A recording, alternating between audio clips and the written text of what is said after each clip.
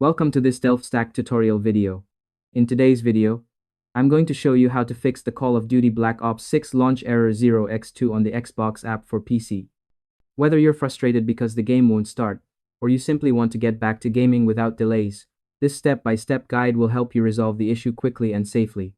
First, open your Xbox app and click on your username, then select Support. From here, click on the Gaming Services Repair tool and press Start Repairing. Wait for the process to complete. This will ensure your Xbox app is working properly and ready for the next steps. Next, select Call of Duty, click on the three dots, and choose Manage. Open the Files tab and click Verify and Repair. This will reset Call of Duty Black Ops 6 to its original settings, so make sure any unbacked mod files or game saves are safely stored. Press Yes, and wait for the scan to finish.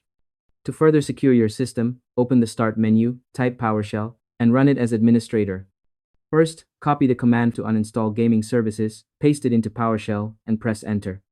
Then, copy the second command to reinstall Gaming Services, paste it, and press Enter again.